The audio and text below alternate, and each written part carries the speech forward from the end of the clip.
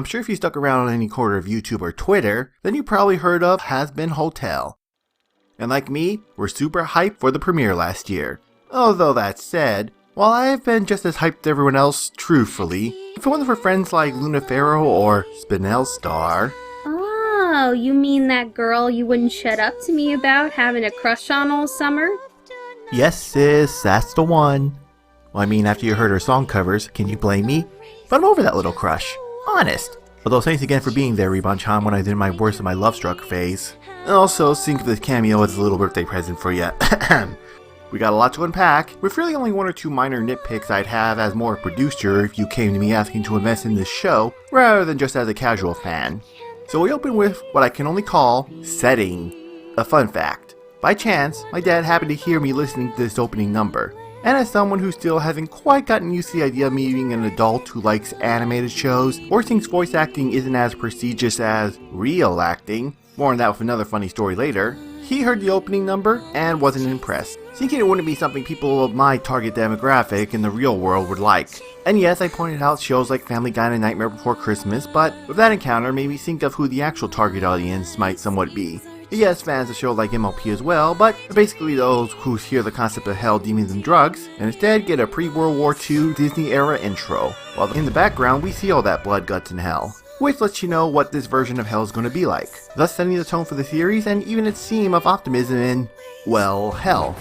For me, a good dark story is one that doesn't try to avoid all the good and happy elements, but rather blends them in such a way to where you can appreciate them even more. Otherwise, you just have the reverse of Pony G3. And that beacon of light is Charlie, who can only describe as if someone meant to be born in a G3 or a Disney movie accidentally ended up in this universe instead.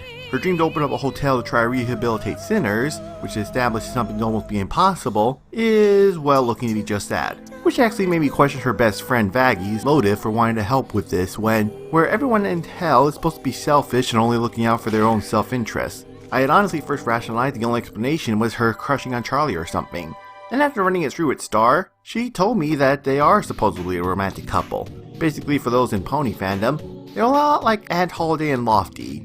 Confirmed from outside sources, and I mean more from the fact that there's even an argument to be made, which is my point. Within context of the series, you could be forgiven for not thinking they were a romantic couple. And I'm not asking that they kissed or anything obvious, but compare these two with Will and Lucy's interactions from the Owl House. Great show. And even if they're not a romantic couple, and knowing Disney probably won't be, compare their interactions to the first episodes of Charlie and Vaggy's. And even if you don't ship the owls, I hope I made my point. Then again, Gravity Falls did confirm those cops were gay in the finale, so off topic. But she doesn't have her own sinful quirks of being aggressive and violent, although it's clear Charlie has rubbed off on her in more than one ways. And I honestly didn't realize what I did there until I recorded, so I'll just leave it. So after trying and failing to promote her hotel thanks to one Angel Dust, probably mixing her up with this Angel, who I thought was actually Vaggy's name until Spinel corrected me, and it's really to see why this was the first name I remembered. Probably my second favorite character, at least. He's set up as every other demon in hell, a porn star who cares more about drugs than himself, or so it seems. As we do see in the more obvious example, where he shows some empathy for Charlie later on, even if he doesn't act on it.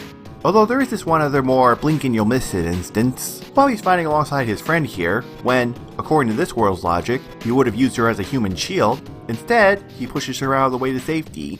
Signs that maybe the hotel is somewhat working, but still allowing for plenty of room of growth throughout the series. Now, this is how you sell and invest media to something. Make interesting and memorable, yet flawed characters you won't forget on a first impression, and build from there. Really, almost everyone makes a good first impression, especially with Charlie, as I found her emotional scene of failure very impactful. Although if I had to pick an absolute favorite character so far, it would have to be Alistair, or the Radio Demon if you missed his name on your first viewing. Remember that thing I mentioned earlier about my dad's opinion on voice acting versus real acting? And now to his defense, I can see his argument. Live actors have to not only speak their lines, but they need to emote with their faces and bodies as well.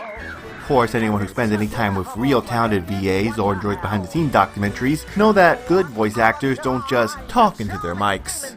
However, it's because of the particular media that we can have Alistair, in this case, be given a very unique voice, as he sounds like something out of a 20s radio drama despite everyone around him sounding normal. It's unique, fitting, and while I can see it getting annoying to some people after a while, I just love it because of the technical aspect and what I mentioned before, and it's something you couldn't do with live actors. While I come for the mechanics, I stayed for the personality, which, come to think about it, is a rather fitting counter to Charlie's. They're both overly happy, smiling, optimistic people, yet Charlie's happiness comes from wanting to do good, while from what we first get of Alistair, his joys and smiles come from his power and harm he causes other people.